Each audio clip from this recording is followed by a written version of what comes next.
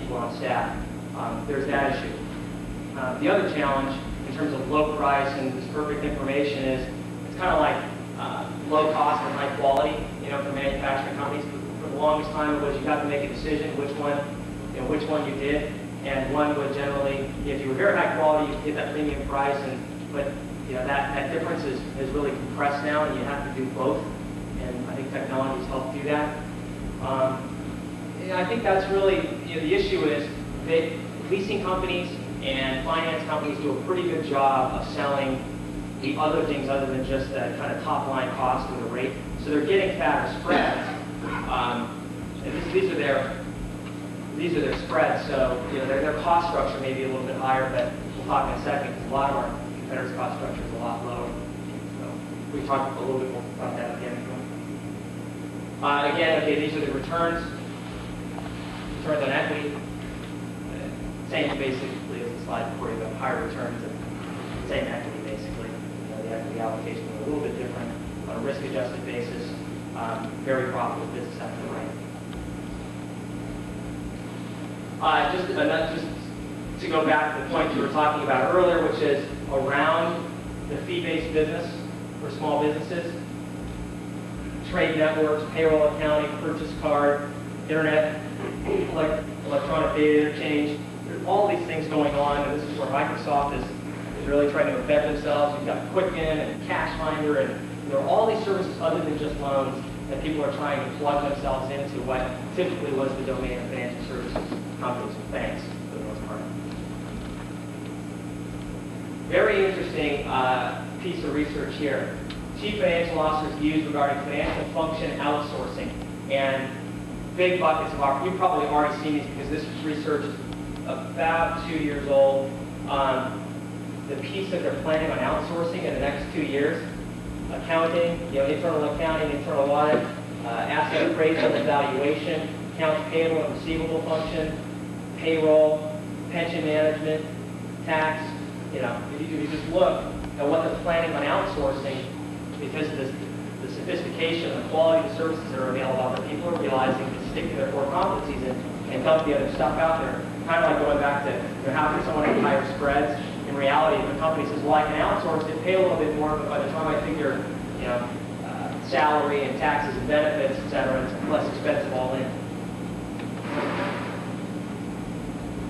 Traditional lending is very centralized. So just to talk about lending for a second, multiple handoffs, salesperson, customer removed from the process, multiple personnel needed, 2-week turnaround. That was then. What's going on today, as you all know, is credit scoring is everywhere. The FICO score, you get a home loan, most of the time they don't even want your tax information, they just want to know what your credit score is. 5 C's of credit, they go from the most intangible to the most tangible, starting with character, then credit, then cash flow, collateral, capacity. Character, they can't do an FBI background check on you, so the closest thing to those intangibles is your credit, and the FICO scores become the standard by which to judge that most intangible. The higher the FICO score, the more likely someone's going to get paid back, and there are FICO scores, basically, that if you're over 800, it means almost without exception, even if you lose your job, you're going to pay someone back. It's very hard to drive a FICO score of 800 or more, and a lot of people make loans just, oh, FICO score is that, forget it, don't even do any more analysis, that's fine with me.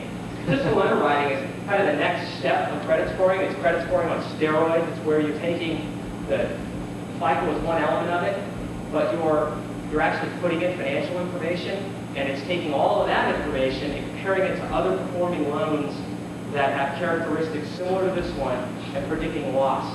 So it's, to make a long story short, it's a multivariate regression analysis, and thanks to the middle of the 1800s, where that was finally cracked, it enabled things like this. We began to use them to manage portfolios of loans to basically build systems and put them out in the field.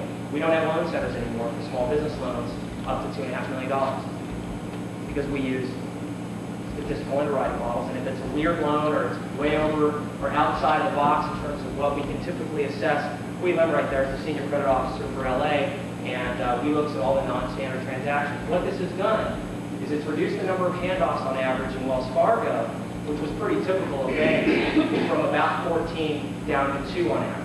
reduce the turnaround times from 2 weeks so we can turn a loan in 24 hours if we want. The average is actually more like 2 days by the time you get the whole package and put it on the system and drive a decision.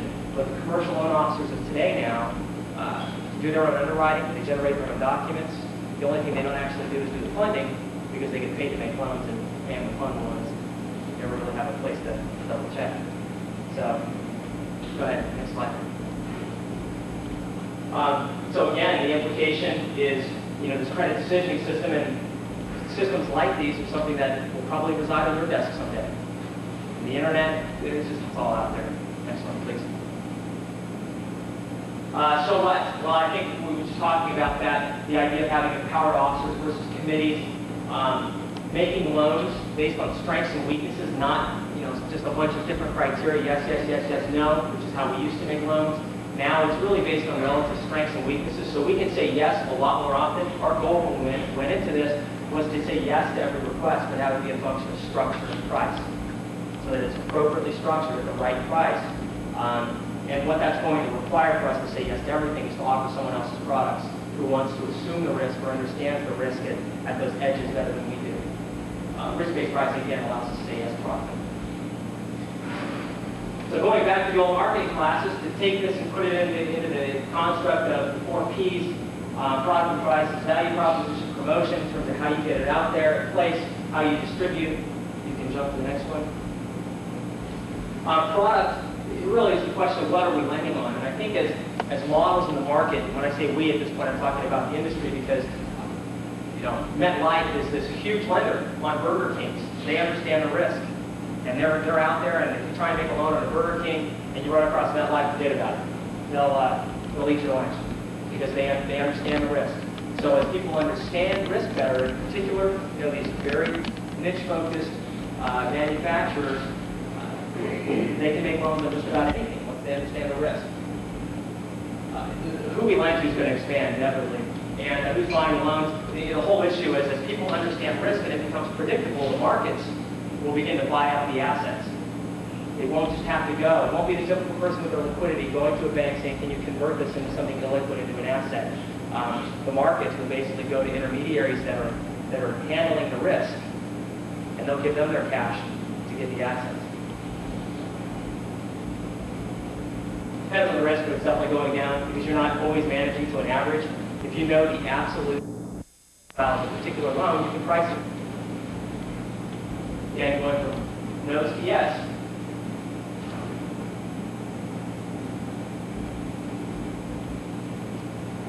I think promotion, this is the piece that's, to me, is the most exciting. You're seeing everyone picking each other's pockets, the American Express, the joint ventures, people that understand risk are partnering with people that are really the intermediary of the information and the retailers working together. I think this is pretty exciting. You're seeing Latino, African American women loan programs that are very specific, targeted, with the mind for managing risk and understanding it, but it's really raising the tide in terms of the amount of capital that's available to small businesses. The place has changed dramatically. I think we've pretty much talked after that. It's everywhere. It's not just at the banks anymore.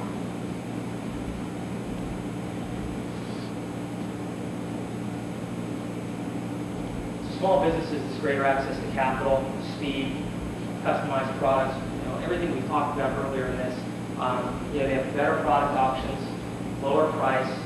And generally, 2 things happen. The maximum that Jack Welch talks about at GE is when you add speed to a process or take time out of it, basically, profits rise and costs go down. It's just less time spent chasing things around. You don't have to have someone on staff. These are all good things for small business owners. And hopefully they're good things for you too. So as the information gets better, you have access to it, you're able to help your clients, you're more profitable, they're more profitable. Hopefully if we're making loans, we're more profitable.